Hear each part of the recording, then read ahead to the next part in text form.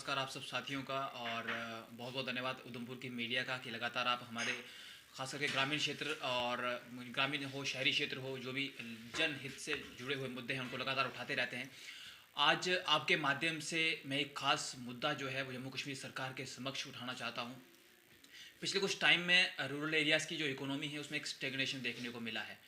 अब क्योंकि दिसंबर का महीना जा रहा है, नया साल आ रहा है, तो बजटिंग होना शुरू हो जाएगी, यानी कि जो नए साल का बजट होगा वो बनना शुरू हो जाएगा। तो आज आप सब मीडिया के साथियों के माध्यम से मैं जम्मू कश्मीर सरकार से ये खास निवेदन करना चाहता हूँ कि इस साल का जो बजट हो उसमें जो हमारी रूरल इकोनॉमी है उसको लेकर जो है कुछ नए प्रयास जो है किए जाने चाहिए। जैसा कि आमतौर पर माना जाता है कि हॉर्टिकल्चर और टूरिज्म सेक्टर ऐसे हैं जो जे&के की इकोनॉमी को सरप्लस करने में, इसकी तकदीर बदलने का मादा रखते हैं। लेकिन पिछले कुछ टाइम में अगर हम देखें तो इन दोनों ही सेक्टर्स में, खास करके मैं अपने उधमपुर क्षेत्र की बात करूं या पंचायती मोंगरी क्षेत्र की बात करूं, जहां कोई खास इन्वेस्टमेंट देखने को नहीं मिला है। टूरिज्म की जो पुरानी बिल्डिंग्स थी वो अब जर्जर हो चुकी हैं, अब वो जूस के काबिल नहीं रही, आउट ऑफ जूस हो चुकी हैं। जो नई बिल्डिंग्स बन रही थी, जैसा पंचारी में हमारे प्रोजेक्ट लग रहे थे, अभी वो डेडिकेट नहीं हो पाई है, अभी वो लगातार जो है वो डिपार्टमेंट की ओर से डिले किया गया है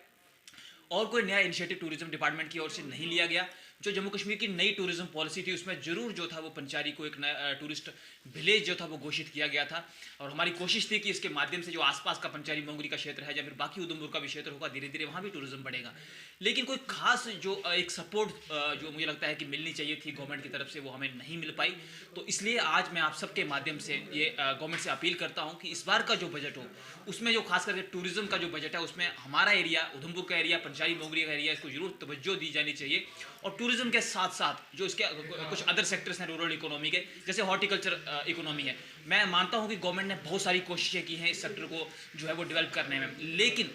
जब तक आप अपनी पॉलिसीज़ को लिबरल नहीं करेंगे, जब तक आप जो है लोगों को आउट ऑफ द वे जाके सपोर्ट नहीं देंगे, जब तक आप ऐसी जो तकनीक जो है वो लोगों तक नहीं पहुंचाएंगे कि जिससे लोगों को जो है वो अधिक से अधिक फ़ायदा हो और जल्दी से जल्दी फ़ायदा हो, तब तक जो है वो हम हॉर्टिकल्चर सेक्टर को डेवलप नहीं कर सकते। मैन पावर जो है वो शून्य है। मैं पहले ही कह चुका हूँ कि मोंगरी में हॉर्टिकल्चर सेक्टर को चलाने के लिए हमारे पास सिर्फ एक एम्प्लॉय है, पंचारी में एम्प्लॉयज़ की जो है वो बहुत कमी है। तो ज़रूरी है कि जो है मैन पावर और टेक्निक दोनों को जो है वो रूरल एरियाज में पहुँचाया जाए। और इसके साथ साथ एक खास चीज़ मैं जरूर जोड़ना चाहूँगा, क्योंकि मैंने टूरिज्म की बात की है, तो टूरिज्म सिर्फ हट्स बनाने से, जब मैं कहूँगा कि सिर्फ बिल्डिंग खड़े करने से, वो तो बनानी ही है, लेकिन उससे भी नहीं आएगा। जो उससे जुड़े हुए ऐसे सेक्टर्स हैं जिनको डेवलप करने से टूरिज्म इकोनॉमी को मजबूत किया जा सकता है, जैसे रोड कनेक्टिविटी है, हमारी दुखती रग रही है हमेशा से। हमारी लाख कोशिशों के बावजूद मुझे लगता नहीं है कि नीचे से लेकर टॉप लेवल तक कोई ऐसा मंच रहा